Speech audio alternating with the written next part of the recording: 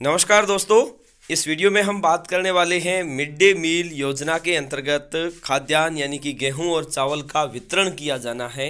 क्योंकि कोविड-19 की वजह से विद्यालय बंद थे और उस दौरान विद्यार्थियों को मिड डे मील का लाभ नहीं दिया गया था, लेकिन जो खाद्यान्न हमारी स्कूलों में बचा है उसका वितरण किया जाना है राज्य सरकार के निर्देशानुसार। अगर आप भी एक विद्यालय के संचालक है या मिड डे मील प्रभारी है तो इन बातों का अवश्य ध्यान रखें जो आपको वीडियो के माध्यम से बताए जाएंगे।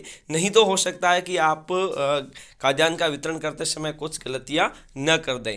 तो इन बातों का ध्यान रखें और वीडियो को लास्ट तक देखना और चैनल को सब्सक्राइब नहीं किया तो अभी से कर लीजिए, क्योंकि आगे भी आपको इसी प्रकार के कई वीडियो मिलने वाले हैं। तो चलिए देखते हैं किन बातों का हमें विशेष ध्यान रखना है कि मिड डे मील योजना के अंतर्गत खाद्यान्न का वितरण किया जाना है। सबसे पहली बात, खाद्यान्न का वितरण है। गेहूं और चावल जो हमारे विद्यालय में स्टॉक में है उनका वितरण 25 जून 2020 से पहले किया जाना जरूरी है, जैसा कि राज्य सरकार के निर्देश मिले हैं। और खाद्यान्न का वितरण विद्यालय परिसर में ही किया जाना आवश्यक है, कहीं बाहर जाकर नहीं करना। आपको केवल विद्यालय परिसर में ही संबंधित सूचना आपको विद्यार्थियों के अभिभावकों को दे देनी है, ताकि वो निश्चित तिथि के दिन आसानी से वहाँ पर आ सके और उसी दौरान आप विद्यालय में ही खाद्यान्न का वितरण कर सकें। और खाद्यान्न का वितरण है वो विद्यार्थियों के माता पिता या अभिभावकों को किया जाना है, यानी कि आप विद्यार्थियों को स्वयं को ना देकर बल्कि उनके माता पिता या माता पिता नहीं है तो उनके संरक्षक के अभिभावक है तो उस स्थिति में आप उनको खाद्यान्न देंगे। और खाद्यान्न आपको जो देना है वह वर्ष या सत्र 19-20 में आपकी कक्षा में कक्षा 1 से 8 तक नामांकित विद्यार्थियों को 14 मार्च 2020 से लेकर 30 जून 2020 तक का खाद्यान्न वितरण किया जाना है। क्योंकि 14 मार्च के बाद विद्यालय बंद थे और कोविड-19 की वजह से लॉकडाउन की स्थिति थी।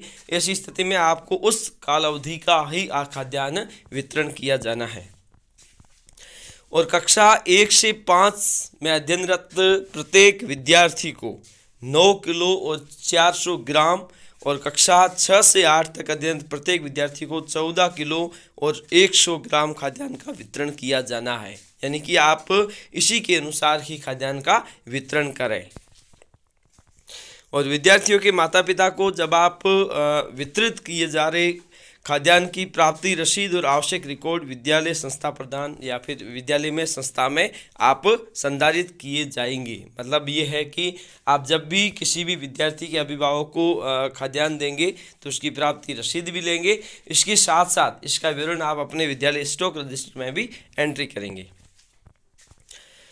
और खाद्यान्न का वितरण करते समय भारत सरकार और राज्य सरकार द्वारा कोविड-19 के संबंध में जारी दिशा निर्देशों और सोशल डिस्टेंसिंग नॉर्म्स की पालना बिल्कुल सुनिश्चित करेंगे और इसी का विशेष ध्यान रखेंगे। क्योंकि सोशल डिस्टेंसिंग का पालन करना हमारे लिए बेहद ज़रूरी है। अगर आप कोविड-19 को फैलने से बचाना चाहते हैं तो इसके लिए बहुत ज़रूरी है।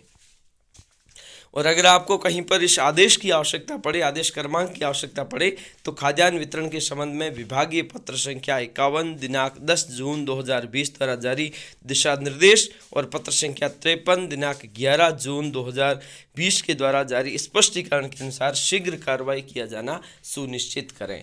तो इन बातों का विशेष ध्यान रखें और इसी के दिशा निर्देशों के अनुसार जैसे कि आदेश मिले हैं उसी के अनुसार विद्यालय में 25 जून 2020 से पूर्व खाद्यान्न का वितरण किया जाना सुनिश्चित करें। धन्यवाद।